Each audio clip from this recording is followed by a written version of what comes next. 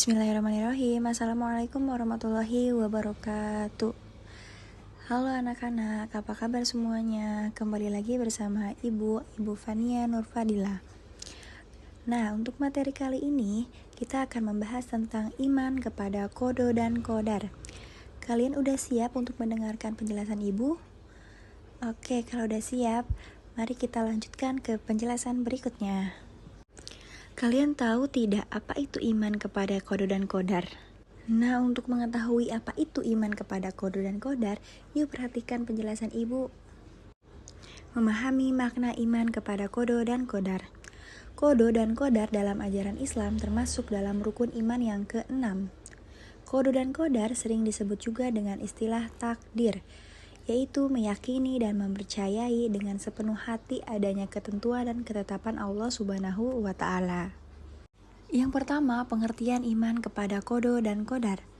Qada dan qadar adalah sama-sama merupakan ketetapan, keputusan, kehendak Allah Subhanahu wa Ta'ala atas seluruh makhluk-makhluknya.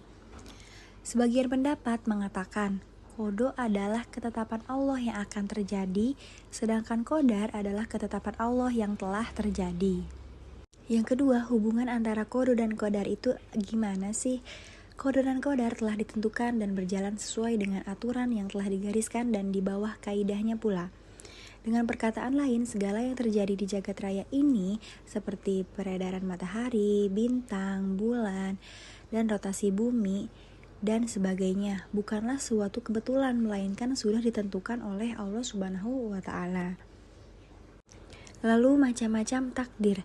Takdir itu ada dua, takdir mubram dan takdir mu'allaq. Takdir mubram adalah ketentuan Allah Subhanahu wa Ta'ala yang berlaku atas setiap diri manusia tanpa dapat dihindarkan atau ditawar-tawar lagi. Sedangkan takdir mu'allaq adalah ketentuan Allah Subhanahu wa Ta'ala yang mungkin masih dapat diubah oleh manusia melalui usaha atau ikhtiar jika Allah Subhanahu wa Ta'ala mengizinkan. Fungsi iman kepada qada dan qadar. 1. Menyadarkan manusia untuk mengakui kekuasaan dan kebesaran Allah Subhanahu wa Ta'ala, sehingga timbul rasa penyerahan diri dengan tulus dan ikhlas. Yang kedua, mendorong manusia untuk berusaha dengan sungguh-sungguh atau ikhtiar dalam mewujudkan cita-cita.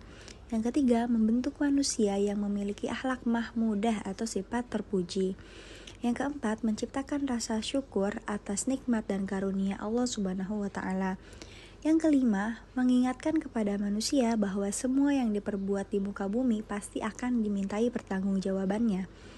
Dan yang terakhir, manusia menjadi termotivasi untuk bekerja dan berusaha dengan benar menurut pandangan ajaran Islam.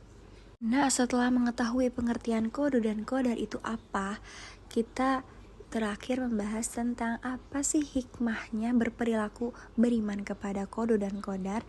Yang pertama, melatih diri untuk pandai mensyukuri nikmat Allah Subhanahu wa Ta'ala.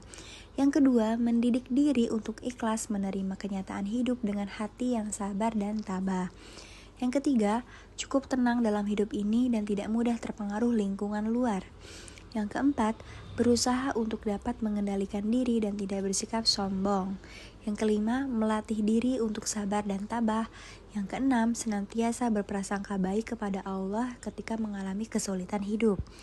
Yang ketujuh, selalu meyakini bahwa semua yang dialami manusia adalah ujian dari Allah Subhanahu wa Ta'ala. Dan yang kedelapan, yakin bahwa di balik suatu peristiwa yang kurang menyenangkan pasti ada hikmahnya. Nah, alhamdulillah materinya sudah tersampaikan semua. Terima kasih sudah mengikuti pelajaran hari ini. Kita bertemu lagi di minggu depan. Assalamualaikum warahmatullahi wabarakatuh.